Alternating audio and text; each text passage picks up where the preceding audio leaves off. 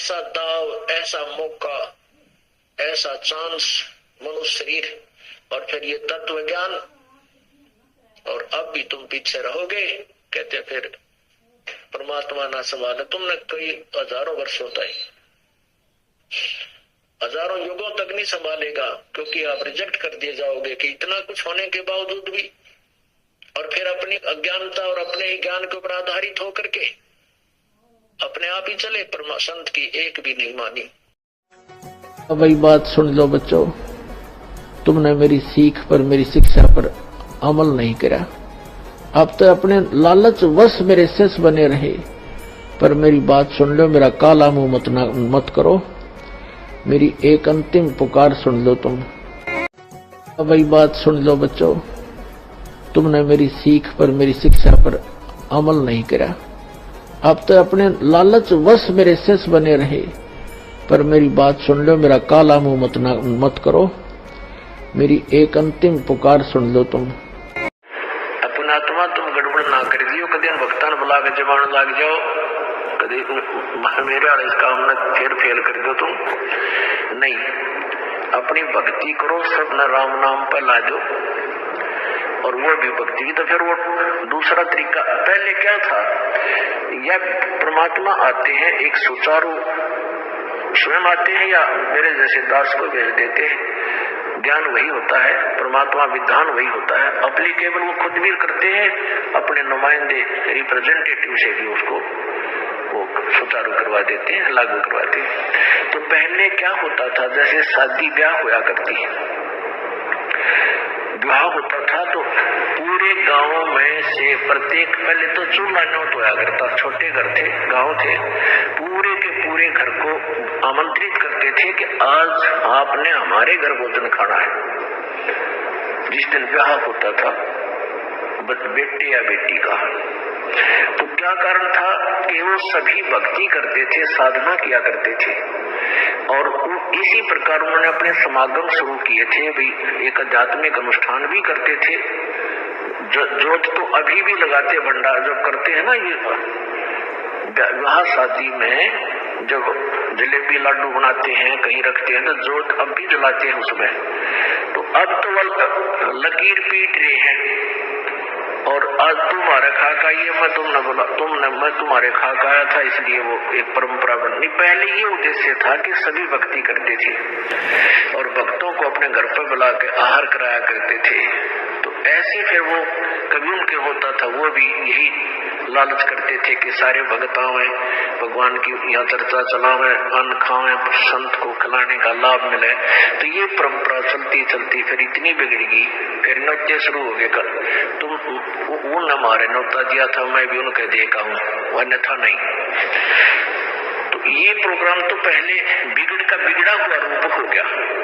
तो ऐसे आप अपनी भक्ति करते रहिए, आपको हानि नहीं होगा।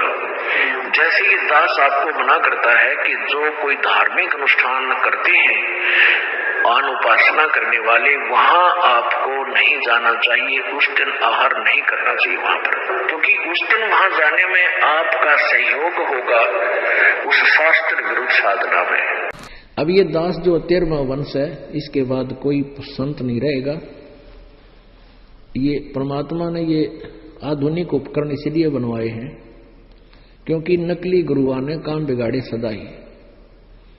परमात्मा कबीर जी आए, उसके बाद सारे ने काम बिगाड़ दिया।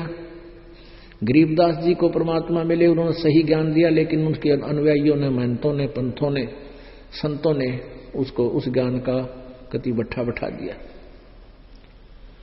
अब 13वें वंश के बाद, इस दास के बाद आधुनिक उपकरणों के माध्यम से ये सारा ज्ञान सीडी कैस्टों के माध्यम से चलेगा, इन्हीं के माध्यम से उपदेश हुआ करेगा। कोई दूसरा प्रभु बनेगा नहीं, क्योंकि प्रभुता जीव की शत्रु हो। ऐसा दाव, ऐसा मौका, ऐसा चांस मनुष्य शरीर और फिर ये तत्व ज्ञान, और अब भी तुम पीछे रहोगे। कहते फिर परमात्मा ना संभाले, तुमने कई हजारों वर्षों तक, हजारों युगों तक नहीं संभालेगा, क्योंकि आप रिजेक्ट कर दिए जाओगे कि इतना कुछ होने के बावजूद भी और फिर अपनी अज्ञानता और अपने ही ज्ञान के ऊपर आधारित होकर के अपने आप ही चले, पर संत की एक भी नहीं मानी। वही बात सुन लो बच्चों, तुमने मेरी सीख पर, मेरी शिक्षा पर अमल नहीं करा। अब तो अपने लालच वश मेरे शिष्य बने रहे, पर मेरी बात सुन लो, मेरा काला मुंह मत करो, मेरी एक अंतिम पुकार सुन लो तुम। तो कहने का भाव यह है कि ब्रह्मा जी को प्रथम मंत्र दिया, जैसे दास को परमात्मा का आदेश, शुरू से ही दास ऐसे मंत्र दे रहा है, प्रथम मंत्र, फिर 4-5 महीने के बाद द्वितीय मंत्र सतनाम, और फिर खूब दृढ़ता देखकर कति छाण का ये भगत है या बकवादी आदमी है, तब उसको सार नाम दिया जाता है। तो इसलिए हम तभी दृढ़ बनेंगे, ना तो ड्रामे करते हम, ना संजन्म हो गए भक्ति के, नाम ले लिया, बकवाद भी करते रहते हैं। तो पुण्यात्मा, प्रथम मंत्र लेने में अगर कोई त्रुटि आपसे हो जाती तो अक्षमा योग्य है, क्योंकि पता है हमें समाज में कैसे रह रहे हो। तो सत नाम को इतनी जल्दी ना करा करो लेने की, जब तक आप सभी मर्यादाओं को पालन योग्य हो जाए तब लो। प्रथम मंत्र तो 1-2-3 बार खंड भी हो जाता है, तो हमने ये छोड़ रखा है इतना ऑप्शन। फिर दूसरा मंत्र लेने के बाद तो आपने घनी सावधानी बरतनी पड़ेगी। उसके बाद भी कोई गलती हो जाती है तो भी परमात्मा ने ये ऑप्शन छोड़ रखा है कि वो लोग, ऐसा है संसार में अभी हमारा ज्ञान फैला नहीं है, जिस कारण से ये खंडित भी हो जाता है, तो पुनः सुचारू करावा आके, जैसे आपने कनेक्शन नाम मिल गया, आपको भगवान की पावर का कनेक्शन मिल गया, और कनेक्शन गया कट तो पावर काम नहीं करेगी, तो दोबारा जुड़वाना पड़ेगा, सारी फॉर्मेलिटी पूरी करके फिर से कनेक्शन लेना पड़ेगा, वो फिर काम शुरू हो जाएगा। तो बालक नहीं हो उसको तोड़े नहीं, बार बार कट नहीं करे, समझदारी से काम लो और फिर जल्दी से लाभ होगा।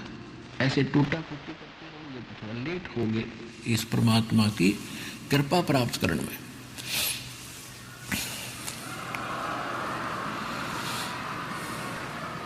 अब ये दास जो 13वां वंश है, इसके बाद कोई संत नहीं रहेगा। ये परमात्मा ने ये आधुनिक उपकरण इसलिए बनवाए हैं क्योंकि नकली गुरुआ ने काम बिगाड़े सदा ही। परमात्मा कबीर जी आए, उसके बाद सारे ने काम बिगाड़ दिया। गरीबदास जी को परमात्मा मिले, उन्होंने सही ज्ञान दिया, लेकिन उनके अनुयायियों ने, महंतों ने, पंथों ने, संतों ने उसको उस ज्ञान का कति बट्ठा बैठा दिया। अब 13वें वंश के बाद, इस दास के बाद, आधुनिक उपकरणों के माध्यम से ये सारा ज्ञान CD कैस्टों के माध्यम से चलेगा, इन्हीं के माध्यम से उपदेश हुआ करेगा। कोई दूसरा प्रभु बनेगा नहीं, क्योंकि प्रभुता जीव की शत्रु हो। अकॉर्डिंग टू द शास्त्र, यानी हमारे सदग्रंथों के अनुसार विधि बतावे, और उसको आदेश हो नाम देने का, वो अधिकारी हो नाम देने का। अब ये नाम प्राप्त करके इस दास से सार नाम भी प्राप्त कर लिया, और फिर आप खुद वो नाम देने लग जाए किसी थर्ड पर्सन को, से मान ले वो एक नकली ड्रामा भी कर ले कि मैंने उससे आदेश ले लिया नाम देने का, नहीं, क्योंकि जिससे उसने नाम लिया है वो अधिकारी ही नहीं है इस नाम के देने का। तो ऐसे कोई उपदेश देता है तो वो अपना भी जीवन और उन भोली आत्माओं का जीवन व्यर्थ कर रहा है। जैसे सरकार का, गवर्नमेंट का एक प्रतिनिधि होता है, कोई जैसे ये बोर्ड बना, SS बोर्ड बनाया हुआ है, तो उसमें जो चेयरमैन होता है वो अपॉइंटमेंट लेटर पर साइन कर देता है, तो उस बच्चे की नौकरी पक्की हो जाती है सरकार में।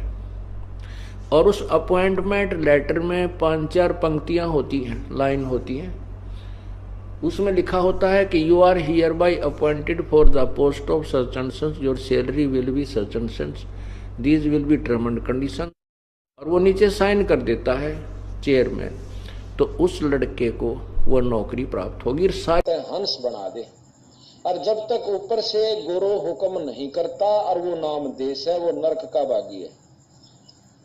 अब जिस प्रकार कोई अधिकारी हो, ऊपर से गवर्नमेंट हुक्म कर दे कि आप इतने जवान भर्ती कर लो इतने फलानी पोस्ट के लिए, अगर जब वो भर्ती करे से अपॉइंटमेंट लेटर देता है तो उनको गवर्नमेंट की तरफ से लाभ मिलेगा, पर देगा अथॉरिटी वही, अथॉरिटी अपॉइंटमेंट वही उसी की है, उस बिना और नहीं दे सकता। और जब वो उसके हुक्म बिना अपनी मर्जी से कई भर्ती कर सका, अपनी तनख्वाह में एक भी ना रखा जा, और अधिकार होने पाछे वो सारे भर्ती करेगा, उनको अपॉइंटमेंट लेटर दे दे, फिर गवर्नमेंट संभाला से। इसी प्रकार जिसको अधिकार दे दिया उस परमात्मा ने, फिर वो कितने नाम दो उसका कोई आंट नहीं लगती। टोटे अगर कोई बदमाशी करेगा जवान तो उसको काट दिया जाएगा, आप पर काटे गवर्नमेंट, उसने कोई आंट नहीं। इसी प्रकार हमारा फर्ज है जो अधिकारी हो फिट हम करें हैं बीड़ी शराब मांस तमाकू छुटवा के और ताश, फिर नाम दे दें यानी उसको अपॉइंटमेंट लेटर दे दें। अगर ठीक रहेगा तो ठीक से, ना तो गवर्नमेंट काट के बाहर भगा देगी, मर कुएं में पड़ता है, सारे अधिकार छीन लेगी, सारी सुविधा छीन लेगी। तो इसी प्रकार हमने नाम लिए पाछा ज्यादा सुविधा सावधानी चाहिएगी। बोलो सतगुरुदेव की जय हो। हम पहला मंत्र देते हैं, वही परंपरा है। उस मंत्र के बाद फिर देखते हैं कि इसमें कुछ आस्था बढ़ी है तो हम सांस का सुमन दे देते हैं, और भी ज्यादा वो परख की जाती है कि इसमें कितनी का आस्था बढ़ ली है। उसके बाद फिर उसको सार नाम दिया जाता है। आस्था के साथ उसकी कमाई देखी जाती है, कमाई का नारा पता लग जाए हमने कि इसमें कमाई है कि नहीं है, इतना बंदी छोड़ने शीशा दे रखा है तो उसको सार नाम दिया जाता है। उसको वैसे नहीं दे हम, चाहे कितना प्यारा हो, चाहे काली मान हो, चाहे राजीरो हो, उसकी इच्छा। तो इसी प्रकार सतगुरु महाराज ने कहा कि नाम के बाद फिर शब्द दिया जाता है, सार शब्द। वो तो बहुत ही कती नो ताक है और परख के जमा घिस निकल ले है जीव की जब दी जाती है। बंदी छोड़ने बता देंगे कब ये अधिकारी हो चुका है। उसने पक्का निर्णय कर लिया भाई भक्ति करूंगा। ये भी सत्संग में बताया गया कि गुरु के बिना भक्ति नहीं बने। अपने आप जो करने लग जा राम राम राम, कोई भी मंत्र करता है, चाहिए हमारा सतनाम भी चुरा के कोई जाप कर लेगा, इससे कोई लाभ नहीं होगा। ये दास अधिकारी है और मेरे से ही लेकर के ये जाप आपका काम करेगा, अन्यथा नहीं करेगा। या तो सत्संग से आप अपने उस पासपोर्ट को यानी अपने ज्ञान और साधना को सत्संग से तुलना कर सकते हो। सत्संग से उसको कंपेयर किया जा सकता है कि मेरा ज्ञान ठीक है, मेरी भक्ति ठीक है या नहीं है। अन्यथा फिर आपको उस समय पता चलेगा जब आप धर्मराज के दरबार में खड़े होगे। अब भी अगर आपके हृदय में भगवान की सच्ची कथा नहीं समाती है और सिर दड़ की बाजी आप नहीं लगाते हो, फिर तो वही बात होगी भेड़ का आगे बीन बजाने वाली। परमात्मा कहते हैं ये बातें कहने सुन की ना है, ये कर पाड़ने की है। समझा है तो सिर दर पाओ बहुर नहीं रे ऐसा दाओ। ये कोई संयोग होता है कि मानव जन्म का होना, ऊपर से ये तत्व ज्ञान आप तक पहुंचाना परमात्मा कबीर परमेश्वर की असीम कृपा है। इससे सिद्ध है कि आपके पुण्य कर्म बहुत जबरदस्त हैं, बहुत अत्यधिक हैं और युगन युगन के हैं, आज के नहीं है। और अब भी तुम नालायकी करोगे, अब भी आप गफलत करोगे तो फिर ना जाने कितने युगों तक आपकी वो दुर्गति होगी जैसा अभी आपने महावीर जैन जी की आंखों देखा और पढ़ा। हो सकता ये नहीं करना चाहिए था, ऐसा हो गया, फलान हो गया। कहते वो पतिव्रता यानी वो भक्त नहीं है।